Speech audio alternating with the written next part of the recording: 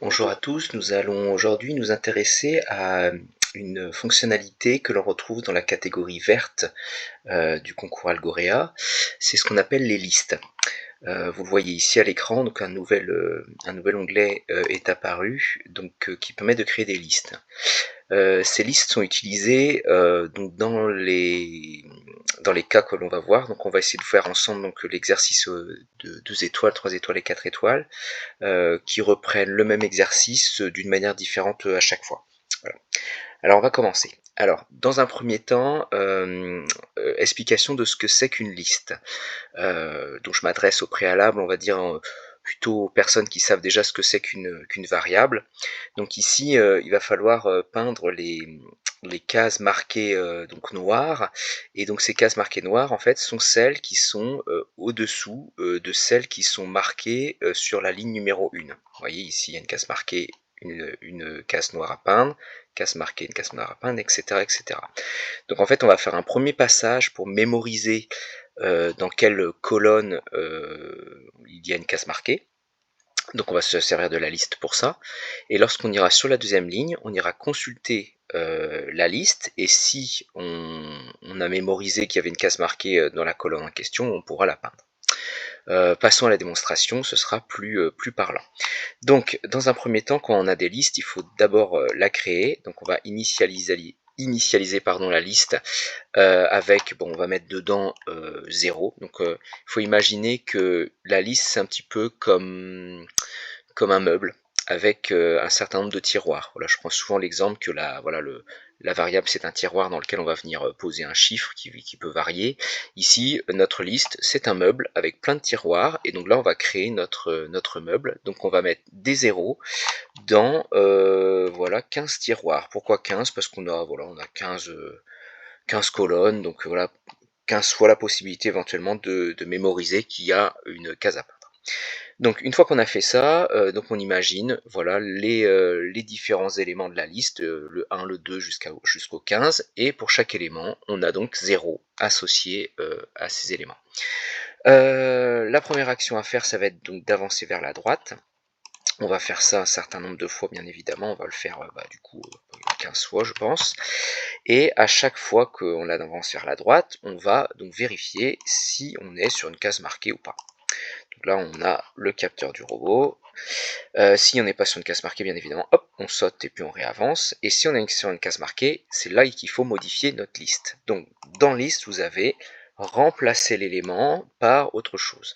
Donc là ici on va remplacer, alors l'élément qu'on va remplacer, ce sera à chaque fois l'élément qui correspond au numéro de la colonne. Donc ici dans les capteurs, on a, vous voyez, le robot il sait à quel endroit il est dans la grille, donc il connaît sa colonne.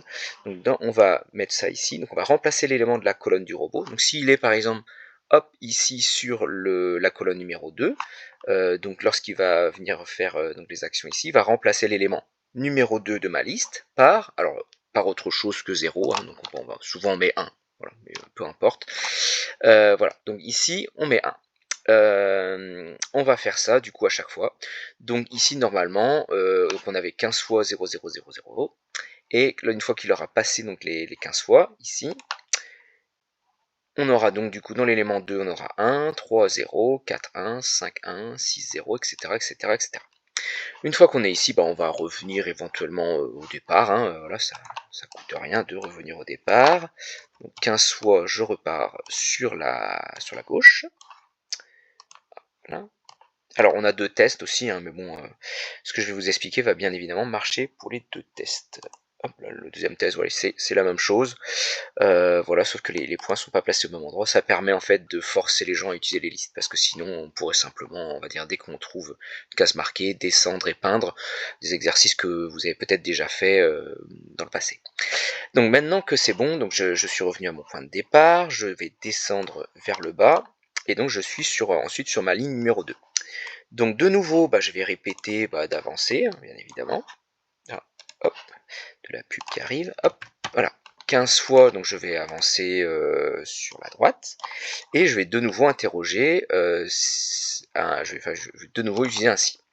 Donc là, ici, je ne vais pas regarder si je suis sur une case marquée ou pas, parce que vous avez vu qu'elles sont toutes marquées. Donc là, je vais interroger, est-ce que je suis... donc il faudra prendre un opérateur. On va regarder si l'élément... Alors, quel élément? L'élément de la colonne du robot de la liste, c'est-à-dire donc l'élément, si imaginons nous sommes du coup sur la colonne numéro 2 dans la ligne 2, donc celle-là il faudra la peindre, elle est bien noire, donc là on va interroger l'élément numéro 2 donc de la colonne du robot dans la liste, et donc si cet élément est égal à 1, parce qu'on a transformé de 0, on a mis à 1 lorsqu'il fallait peindre, à ce moment-là, on lui demande de peindre la case, tout simplement. Voilà. Et puis on est déjà au bout, hein. Voilà, parce que c'est tout ce qu'il faut. Donc petite démonstration si je me trompe pas. Hop, il revient et voilà, et il peint.